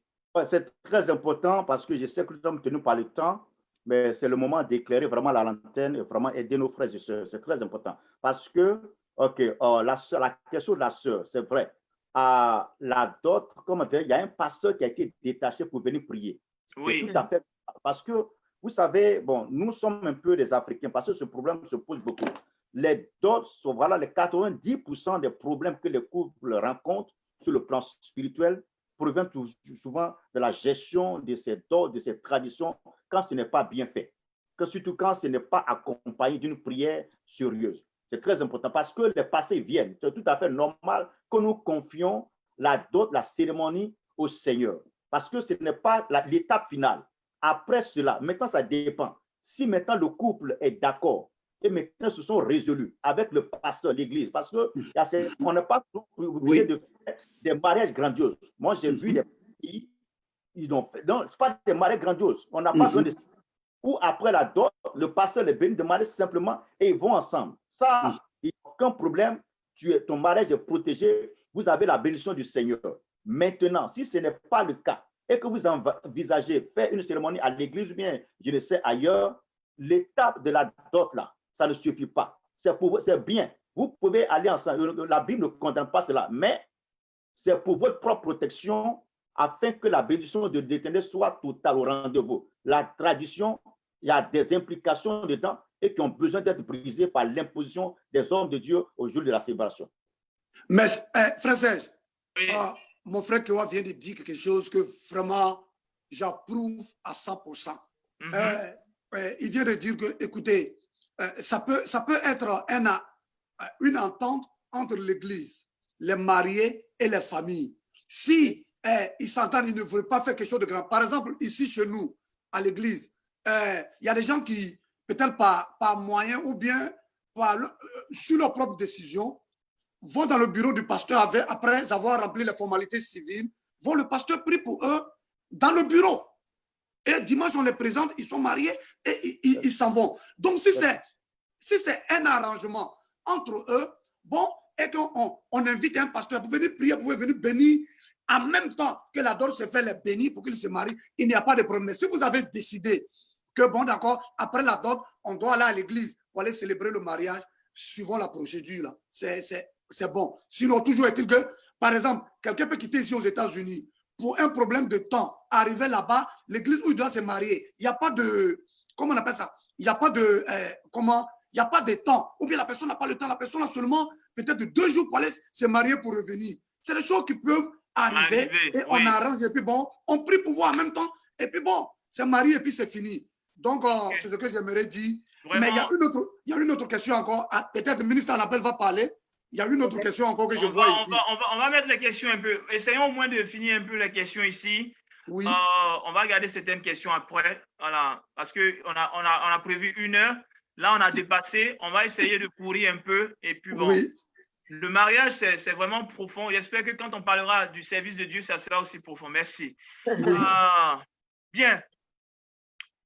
Voilà, on va parler de ça. C'est là que la tradition, la culture va intervenir parce que le but de cette plateforme, c'est juste de dialoguer entre les cultures. Nous vivons aussi aux États-Unis aujourd'hui, bon, pour vous, nos 2 invités qui sont là aujourd'hui, et nous avons tendance à faire face à ce choc culturel-là dans tous les aspects de nos vies. Alors, jusqu'à présent, on n'a pas encore fait ressortir, mais maintenant, on va faire sortir un peu le côté des 2 cultures et comment est-ce que nous arrivons à jongler cela, puisqu'aujourd'hui, nous avons 2 citoyennetés, pour ne pas dire 2 nationalités. Alors, nous ne sommes plus les mêmes personnes qu'ils étaient avant, qu'on le veuille ou non, on ne l'est plus. On ne l'est plus. Alors, je vais poser cette première question-là. Parlez-moi un peu du processus du pré-mariage. Y a-t-il eu un conseil? La sœur Annabelle, la servante de Dieu, tu parlais de ça déjà. On en vient maintenant, tu vas maintenant nous dire.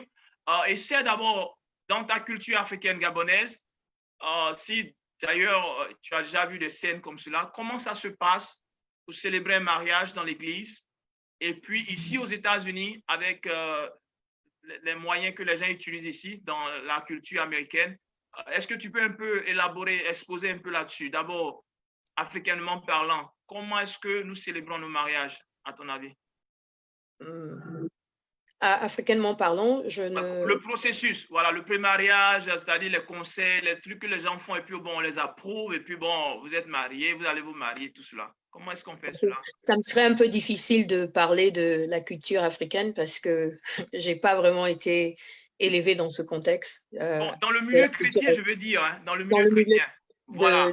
Par exemple, dans votre église actuellement, qui est à majorité africaine, oui. Je suppose qu'ils ont gardé certaines valeurs de nos manières de faire.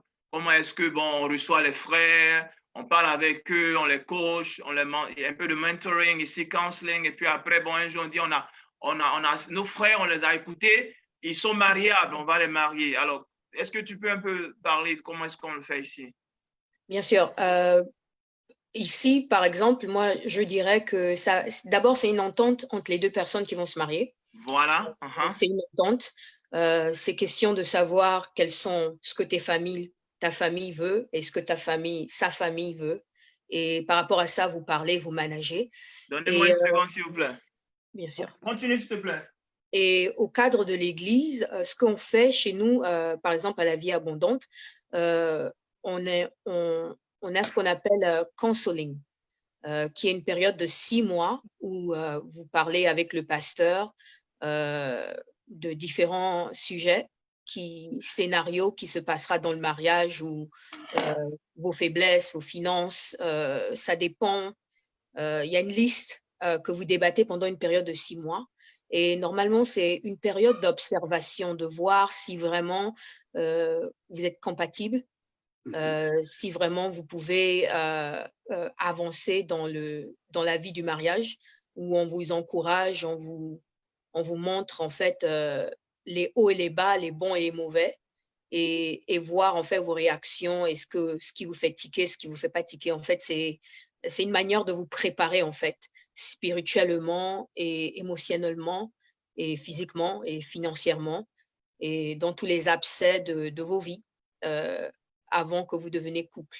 Et j'aime beaucoup ce que la femme de notre bishop dit toujours, c'est que quand vous allez dans ces périodes de counseling, je dirais, en fait, elle, son objectif, c'est vous décourager en fait. Elle ne veut pas que vous vous mariez parce que pendant ce counseling, elle veut en fait que vous montrez votre personnalité, ce que vous êtes. En fait, elle voudrait que vous vous démontrez, en fait, vous vous ouvrez, en fait, pour que la personne que vous allez vous marier ou être ensemble vous voie dans votre état naturel.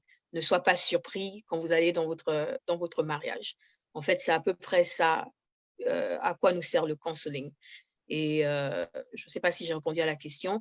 Et en termes de culture, je dirais que c'est un travail d'équipe entre votre futur époux ou épouse et vous, et ce que votre famille demande et ce que sa famille désire, et vous venez ensemble et vous avez un compromis.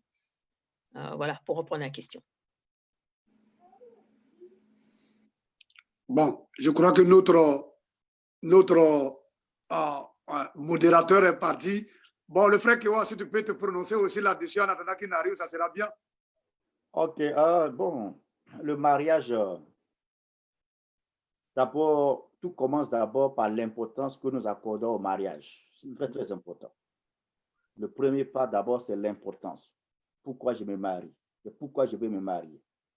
D'abord, la première question ou bien première problématique que les deux conjoints doivent d'abord se poser. Si nous essayons de résoudre ou bien d'avoir une réponse claire à ce problème, les autres démarches vont s'en suivre. Donc, la première démarche, c'est d'abord pourquoi je me marie. Voilà. Et une fois que c'est clair et que l'homme qui prend cette décision a une décision assez mature pour pouvoir le faire, c'est la première étape. Et deuxième étape, moi, parce que nous sommes en train de parler du pré-mariage, c'est d'abord l'amour. On ne se marie pas, bon, je ne sais pas, pour des raisons, il peut y avoir d'autres raisons, mais l'amour doit d'abord être le fondement. Le fondement d'abord du choix du conjoint ou de sa conjointe. Après l'amour maintenant, au niveau maintenant des autres étapes, maintenant, nous engageons les démarches. Il y a la communication. Il y a la communication entre d'abord les deux personnes. La communication. Le monsieur doit communiquer avec la sœur. Bon, très souvent, c'est de manière différente. Un peu quand on parle au niveau des États-Unis et au niveau de l'Afrique, c'est un peu différent. Dans certaines églises, il est conseillé, même quand tu aimes la sœur, de ne pas aller directement vers la sœur. Il faut d'abord passer soit par le pasteur, par un ancien, par quelqu'un d'autre, avant de lui dire ce qui n'est pas mauvaise. Non. Et tu dois dire à un frère ou à un ancien et tu lui fais pas de problème. Ah, j'aime telle sœur, je veux vraiment l'épouser. Bon, voilà, je t'en parle pour que tu puisses prier avec moi. Et lorsque l'homme de Dieu, les conseils qu'il te donne d'abord, c'est en fonction de ce conseil. Parce que très souvent, nous sommes à l'église. Il y a des frères, souvent, ils arrivent dans l'église, ils ne connaissent pas la sœur, ils ne connaissent pas le frère. Et du coup, le frère bien aime la sœur. Pourtant, tu viens d'arriver de l'église, tu ne connais pas la vie de la personne. La première des choses, c'est d'aller vers l'homme de Dieu, dire, ah, vraiment, j'aime telle personne, voilà ça. Et l'homme de Dieu va te dire, j'ai compris, et va mettre ça en prière. Vous priez ensemble. Et une fois que la conviction à ton niveau et à son niveau est claire maintenant, là maintenant, on peut engager les démarches. Très souvent, les églises procèdent de manière différente. Soit c'est le pasteur lui-même qui appelle la sœur pour dire, ah, il y a tel frère qui est venu me voir, il m'a dit que, ah, vraiment, je t'aime, qu'il t'aime, qu'il veut vraiment t'avoir comme fiancé ou bien comme épouse. Là, c'est une démarche. Il y a bien d'autres démarches aussi, pas forcément que les frères ne vont pas directement vers le pasteur, mais souvent vers la sœur, ou bien vers la sœur. Le frère aime la sœur, il va directement vers la sœur, il dit, ah, je t'aime, je voudrais que tu deviennes ma fiancée. Et après, maintenant, il s'en va voir le pasteur, ah, j'ai vu telle personne. Donc, les démarches sont différentes, mais quelle que soit la démarche que tu puisses dire au pasteur ou pas, mais le plus important, c'est quoi? C'est d'abord l'amour, c'est d'abord la crainte de Dieu dans tout ce que vous allez faire. Évitez surtout à ne pas tomber dans le piège du péché. Ensuite, quand les choses sont claires, j'ai dit, mais les églises sont différentes, on ne peut pas parler de manière universelle. Chaque église procède de manière différente. Maintenant, quand c'est clair, on peut passer maintenant que le pasteur, ils ont donné leur OK, ils ont prié, ils ont vu maintenant le comportement de la sœur, ou bien si vraiment les cas, Dieu a donné son OK. Il y a d'autres maintenant conseils maintenant qui faut, comme la sœur veut dire, conseil, où vous passez maintenant devant le conseil pour des questions et pour tout ce qui est à revoir. Et quand tous les éléments sont réunis maintenant, vous pouvez passer maintenant à l'étape de la dot et puis après à l'étape du mariage. Maintenant, contexte africain, contexte aux États-Unis, si, bon, que ce soit aux États-Unis, sur le plan biblique, l'Église n'a pas changé. L'Église n'a pas changé. Je ne pas dire que c'est parce qu'on est aux États-Unis que ce qu'on faisait à l'Église en Côte d'Ivoire, bien au Gabon, on ne peut pas le faire. Non, l'Église, la Bible est toujours actuelle, d'actualité. Donc, les mêmes démarches qu'on fait là-bas, si tu peux le faire ici. Le problème que nous avons ici aux États-Unis, c'est parce que les gens vraiment veulent faire des choses en écartant par voir la voix de l'Église, parce qu'ils disent que nous sommes dans un monde occidental, il faut faire des choses. Et voilà, il y a 90% sont des échecs dans le mariage ici. Amen. Amen. Voilà un peu ce que bien, merci beaucoup. La question, on n'a pas assez de temps parce que on sera obligé de continuer prochainement. Mais on a quelques... Oui, parce qu'il y a même des questions qui sont en train d'être posées. Mais voilà, on ne pourra pas tout couvrir. Alors, la question, il faut vraiment que je la recadre parce que peut-être que le bien fondé de la rubrique n'a pas été vraiment expliqué à certains. Nous jonglons les cultures ici, la culture américaine et la culture africaine que nous avons. Et nous voulons corriger un certain nombre de choses quant à la manière dont nous voyons cette culture.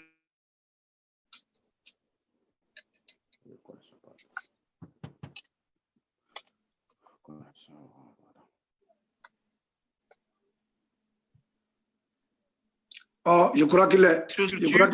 Voilà, OK, on t'entend maintenant. OK. qui Merci. sera aujourd'hui notre nouvelle culture. Nous voulons prendre ce qui est de bon dans notre culture africaine, ce qu'il y a de bon dans la culture américaine, qui est aujourd'hui notre culture, parce que nos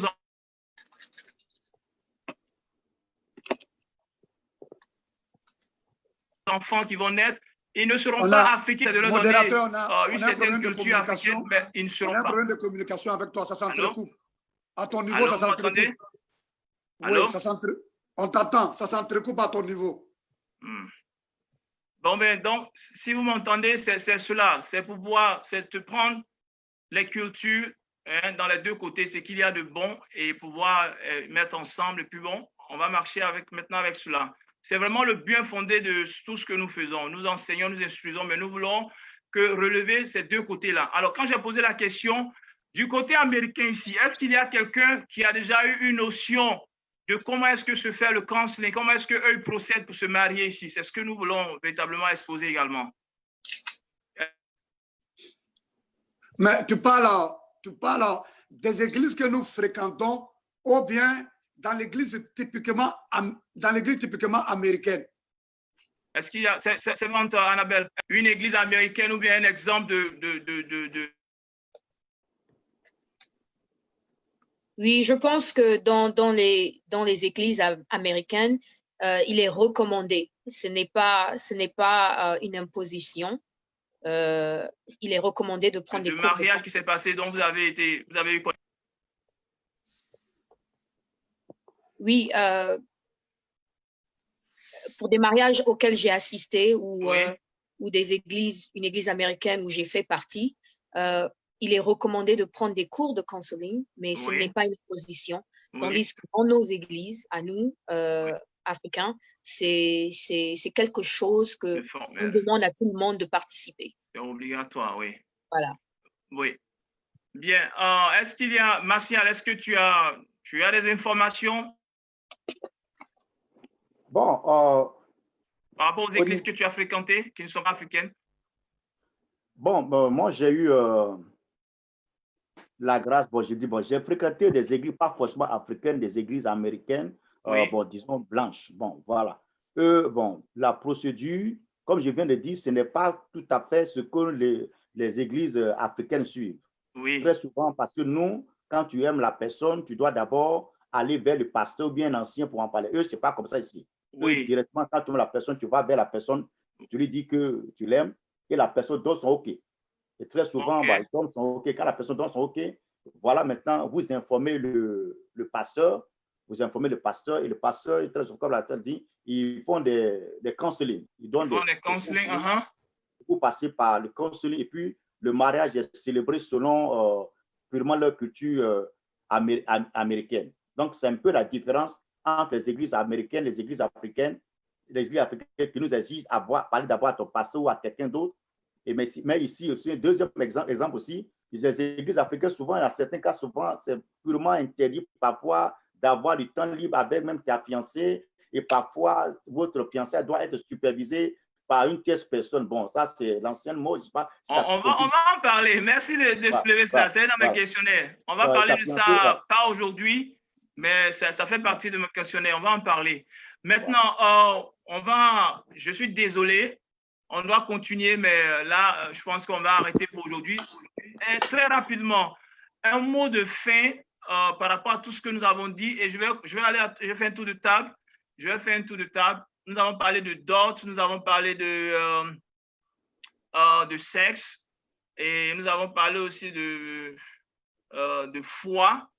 Alors, très rapidement, servante de Dieu, Annabelle, qu'est-ce que vous pouvez dire à la suite de ce que nous avons déjà déballé à tous ceux qui nous suivent, chrétiens ou pas? Bon, chrétiens d'abord, et peut-être toucher des points de d'autres personnes qui certainement sont là curieux à nous écouter par rapport au mariage, que ce soit ici aux États-Unis et partout dans le monde. Quelle attitude il faut tenir si nous sommes dans une église? Quel est le comportement qu'il faut avoir? Si même nous sommes dans l'église et qu'aujourd'hui les choses ne vont pas comme nous l'avons souhaité, comment nous devons nous comporter? Est-ce que vous avez un mot de fin? Est-ce que vous pouvez dire quelque chose à tous ceux qui nous regardent maintenant? Pour le mot de fin, je voudrais dire que le mariage est une institution de Dieu. C'est une bonne chose. que Dieu a fait. Je voudrais tout simplement encourager tout le monde à rester dans les principes de Dieu, les principes bibliques, parce que se marier, en fait, c'est glorifier Dieu. Amen. Donc, dans tout ce qu'on doit faire, dans le mariage, on doit toujours voir Dieu. Dieu doit toujours être au centre de tout ce qu'on fait. Donc, pour un mot de fin, ce que je dirais, c'est prions et soyons dans la Bible, soyons dans le vrai et pas dans le faux. Ne vivons pas des illusions. Il y a des principes à suivre et suivons-les pour que nos mariages réussissent. Et voilà ce que moi j'ai à dire pour ce mot de fin. Merci. Serviteur Olo? Oh, merci beaucoup, mon frère Serge. Ce que je peux dire, c'est que nous sommes en train de parler de mariage. C'est une bonne chose. Nous donnons nos propres expériences et des témoignages que nous avons entendus. Et donc, je voudrais encourager tout le monde. Comme le dit le livre de Genèse 2:18, la Bible dit que Dieu a vu qu'il n'est pas bon que l'homme soit seul. Et Dieu a fait son vis-à-vis qui est la femme. Donc, j'encourage tout le monde, en tout cas, à moins que tu aies le don de célibat, voilà, à se marier. C'est vraiment passionnant. Mais en se mariant aussi, la Bible nous dit de ne pas nous mettre sous un joug étranger. Oui. Mettons-nous sous le joug du Seigneur en cherchant le plan de Dieu dans le mariage. Et notre mariage sera vraiment une réussite. Et quand on respecte tous ces principes et puis on va devant le Seigneur et l'Église nous bénit, parce que n'oublions pas une chose, on appartient à une Église. Et quand on se marie, on se marie dans les normes, selon les pensées bibliques, les principes bibliques. On honore le Seigneur, mais aussi nous, on donne de la crédibilité à notre Église. On donne de la crédibilité à notre Église. Ça montre que dans l'Église que je fréquente, en tout cas, de bonnes choses peuvent sortir de l'Église. Ça rehausse l'image du pasteur et des membres de l'Église et c'est une bonne chose. Donc, nous encourageons tout le monde. N'allez pas fabriquer des mariages bidons et demain, on va dire, oh, mais dans cette église-là, on fabrique des mariages bidons là-bas. Voilà, tu vois. Donc, restons dans ce cadre-là. Honorons le Seigneur, honorons nos parents, mais honorons aussi l'église que nous fréquentons en faisant des mariages selon les principes bibliques.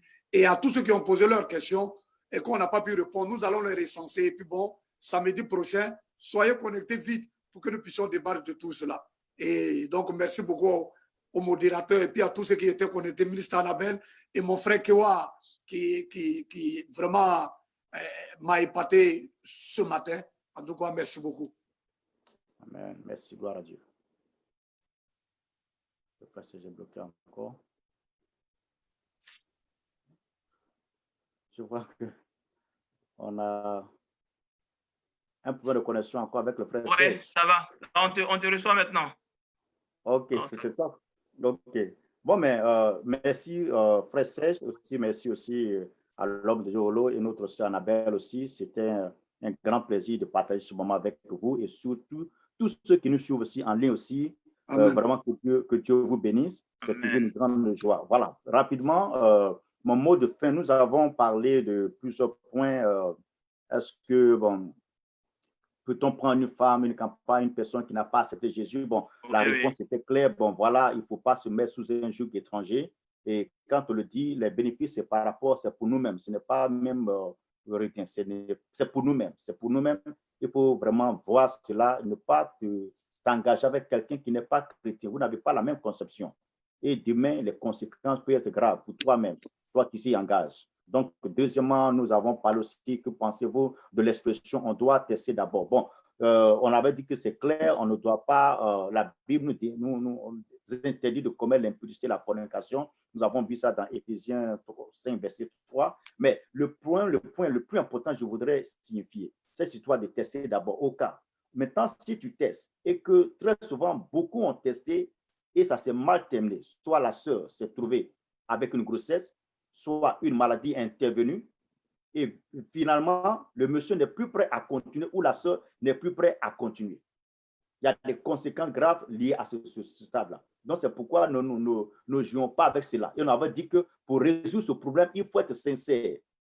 Parce que le vrai problème, c'est la recherche de la vérité. Donc, le conjoint doit être sincère envers la sœur au sujet de tous les problèmes qu'il a. La sœur aussi, s'il y a des problèmes, il faut être sincère et dire la vérité, non seulement à ton conjoint, à ton fiancé, ou bien au pasteur. On peut résoudre ce problème et éviter des conséquences graves. Donc, Nous avons parlé aussi de la dot. Bon, la dot aussi, bon, elle est biblique, mais aussi il y a des connexions traditionnelles qui sont dedans. Il faut que les hommes de Dieu soient à la dot pour prier. Parce que même si nous faisons la dot, ce n'est pas encore fini. La dot, elle est traditionnelle. Il y a l'aspect spirituel qui est dedans. Et si ce n'est pas brisé par l'imposition des mains, ça peut causer des sérieux problèmes dans nos mariages. Donc, il faut la dot, il faut aussi l'autorité biblique ou ecclésiastique ou bien chrétienne. Il faut aussi l'autorité étatique, qui sont des trois figures divines, d'autorité divine. Et quand c'est rassemblé, le mariage est béni. Même s'il y a des problèmes, Dieu va vous soutenir, Dieu va intervenir. Amen. Et je pense que, Amen. Voilà,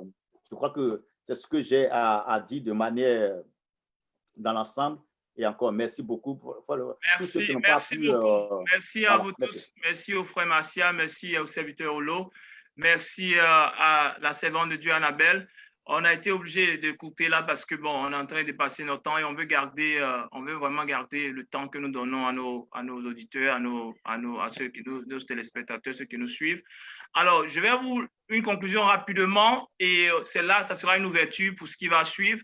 Est-ce que le fait que le counseling ici aux États-Unis est fait d'une manière un peu plus, je dirais, rapide, pas comme avec le processus qui est beaucoup latent en Afrique ou dans le système africain, est-ce que c'est cela qui est la cause du nombre de divorces aujourd'hui ici? Question, est-ce qu'il y a d'autres causes à cela? Et même en appliquant nos méthodes africaines, nos processus africains, est-ce que pour autant cela garantit un mariage à 100%, sans problème, sans difficulté, sans divorce? Parce qu'il y a aussi des cas de divorce dans ce cas-là aussi. Excusez-moi, est-ce que. Alors, je vais vous laisser donc sur ces questions-là. Et je dirais très bientôt, samedi prochain, on va se voir. Et le frère Martial parlait aussi de dot. Alors, la dot qui a un côté spirituel qu'on ne néglige pas, un côté traditionnel aussi qui est très spirituel. Et il faut prier pour les. Alors, est-ce que la dot doit rester cette condition-là? Si la dot peut causer un problème à un mariage, si pendant le processus de la dot, il y a des gens qui jettent des sons à des gens, jettent des sons à un mariage juste parce que les choses ne sont pas faites correctement, devons-nous continuer à faire de cette manière, à joindre tradition et christianisme? Alors, c'est des questions que nous voulons lever là, et puis espérons samedi, si Dieu le permet, nous allons nous rencontrer ici encore pour continuer. On a encore plein de questions, on n'a même pas touché les Incas, presque les Incas, je dirais, mais parce que c'est le mariage, Alors, on va aller tout doucement.